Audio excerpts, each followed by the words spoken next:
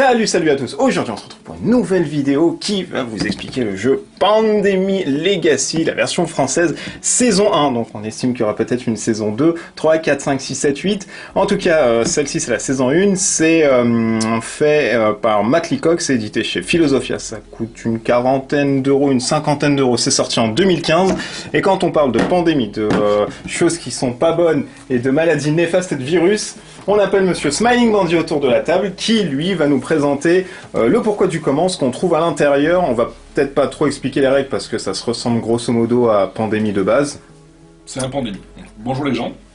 Donc en fait, en termes de règles pures, c'est vraiment le jeu se base sur le jeu Pandémie. Donc pour ceux qui ne connaissent pas le jeu, je vous conseille d'aller voir une autre vidéo qui explique les règles. On va sûrement en faire une, donc il y aura un lien là. La grosse différence du jeu en fait, c'est que le jeu se joue en campagne. Donc, le but du jeu c'est de faire au minimum 12 parties, car on va donc jouer sur les 12 mois de l'année, de janvier à décembre.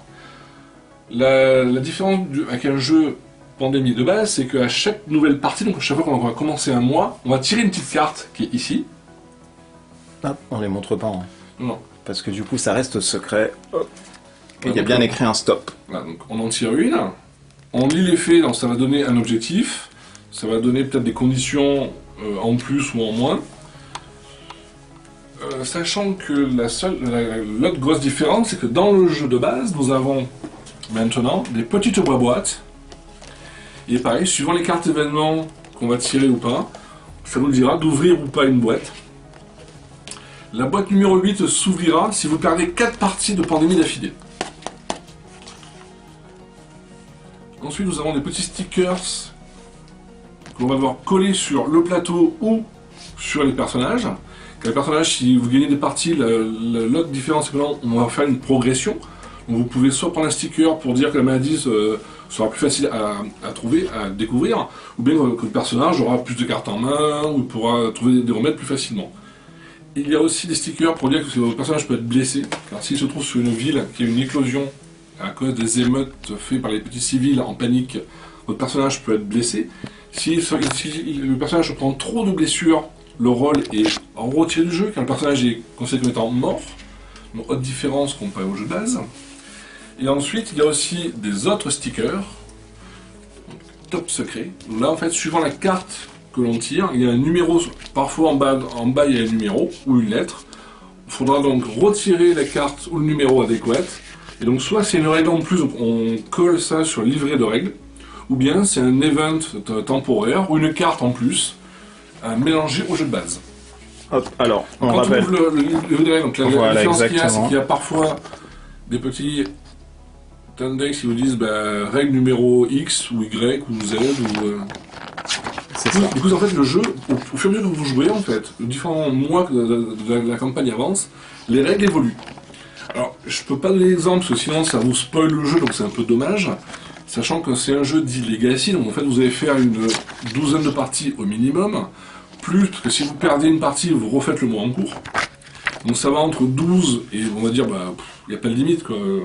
Si vous êtes vraiment pas de chance au jeu, ou vous ne maîtrisez pas le jeu, vous allez peut-être faire 40 parties, quoi. Mais en général, si vous avez beaucoup de chance et que vous êtes très fort, 12 parties minimum.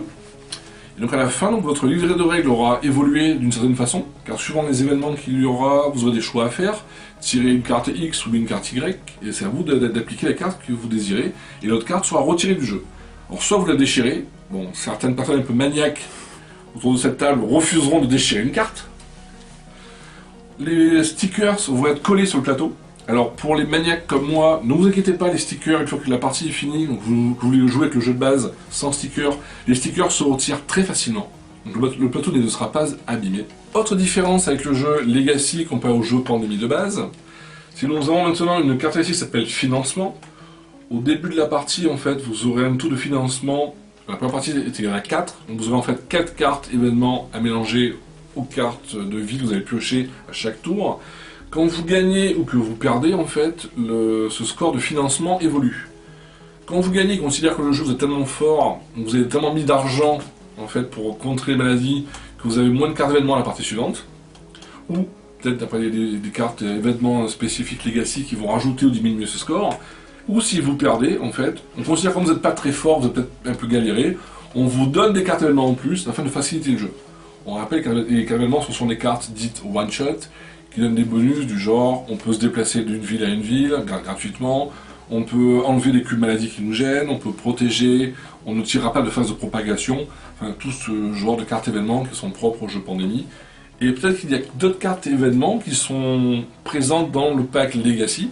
Ça, je ne peux pas savoir, car une fois de plus, ça serait vous spoiler le jeu. Pour ceux qui connaissent un peu le jeu de base, il y a deux nouveaux chemins qui n'étaient pas sur le jeu de base, de Santiago à Buenos Aires et de Buenos Aires à Johannesburg. Ces deux liens n'existaient pas. À mon avis, ça a été mis pour faciliter un peu le jeu, que le jeu étant assez dur. Ils ont mis ces chemins en plus. En haut du plateau, vous voyez qu'il y a une case, une partie objectif. Donc là, c'est pareil, on tire une carte événement, un objectif à réaliser. Alors, qu'est-ce que ça s'appelle l'objectif? Ben, je sais pas, parce que si jamais je vous le dis, ça vous spoil le jeu. Ensuite, nous avons le plateau qui vous explique les niveaux de panique. Qu'est-ce qui se passe quand une ville a eu une éclosion, quand la même ville a eu une deuxième éclosion, et ainsi de suite. Et ensuite, nous avons la case maladie, où là, en fait, c'est parce que quand vous gagnez une partie, vous pouvez choisir par ordre chronologique. C'est des stickers pour vous montrer. Vous commencez en fait par toujours d'abord les premières lignes, ensuite la deuxième ligne, troisième ligne, et ainsi de suite. Donc, du coup, la maladie, par exemple, le rouge, vous pourrez trouver le remède plus facilement. Quand vous trouvez le remède, vous enlèverez 3 cubes, et ainsi de suite. Donc, c'est des différents avantages que vous allez devoir choisir en coopératif, parce que c'est toujours un jeu coopératif. Une fois que la partie se termine et que l'on gagne, on doit choisir quel upgrade on prend, le personnage ou bien la maladie. Autre particularité, c'est qu'on commence le jeu avec 5 rôles, mais on ne joue que de 1 à 4 joueurs. Et derrière, en fait, chaque rôle, il existe une fiche état de service, où là, en fait, on marque qui a joué le personnage, quel mois de la campagne le personnage a participé, et ainsi de suite. Alors, on vous rassure, il y a d'autres rôles dans le paquet d'événements, c'est quand on ouvre le paquet, même sans le feuilleté, dirons-nous, on voit que sur la tranche, on voit apparaître différents rôles. Quels sont ces rôles? On n'en sait rien. C'est au fur et à mesure de la campagne. Donc voici donc la boîte Pandémie Legacy. Alors pour les ronchons, ils vont te dire oui, mais c'est 45 €, on va jouer qu'une fois, après je jette le jeu. Enfin, dites-vous quand même que le jeu dure minimum 12 parties si vous avez de la chance de gagner les 12 parties consécutives. C'est une campagne qu'on ne vivra qu'une fois. On va jouer entre 12 et 15 parties. Si on ramène ça au nombre de joueurs, 4 joueurs, ça fait en gros 10 € par joueur. Sur 12 parties, ça fait moins d'1 € la partie. Il y a beaucoup de jeux qui traînent dans nos armoires, qui n'ont jamais été sortis 10 fois. Hop. Pandémie Legacy, version française, saison 1, donc on estime qu'il y aura une saison 2, 3, 4, 5, 6, 7, 8, 9, 10, 11, 12, 13, jusqu'à 20. La 2 est annoncée déjà, et ben voilà. On n'a pas de visuel, mais je crois que McLeod a déjà dit qu'il était en train de bosser dessus. Ok, bon bah alors c'est voué à avoir plusieurs saisons, peut-être une dans l'année. Si ça marche. En même temps, pourquoi un? Ah bah oui. Voilà. Donc alors c'est fait par Matt Leacock, c'est édité chez Philosophia, ça vaut une 50aine d'euros dans toutes les bonnes boutiques, c'est de 1 à 4 joueurs, on peut jouer aussi en solo, donc en prenant 2-3 rôles. Ou même 4 rôles. Ou même 4 rôles. Donc ça reste comme le jeu de base. C'est carrément du coup du jeu de base avec des événements en plus, des trucs qu'on ne sait pas au départ et qui vont arriver tout autour de la table. Vous pourrez y jouer dès que vous aurez fini de façon le jeu, parce qu'on peut décoller les stickers d'après ce que tu nous dis et puis se réapproprier le plateau donc, comme si c'était un jeu de base. Campagne, donc on a fini donc les 12 mois, on peut soit garder le plateau actuel, donc refaire tout le temps des parties avec notre plateau que l'on a fait, ou bien on peut modifier nos jeux à souhait, parce qu'il y a plein d'événements qui existent, il suffit à nous de faire son propre jeu. En fait, ça fait après un gros livre de recettes pour faire en fait son Pandémie à soi comme on veut. On peut racheter des règles, enlever des règles. Donc c'est après, une fois qu'on a fini la campagne, on peut donc tout déchirer pour voir ce qu'il y a dedans, ouvrir toutes les boîtes si elles n'ont pas été ouvertes. Enfin, voilà, ça c'est vraiment si on veut gâcher la surprise. Eh oui.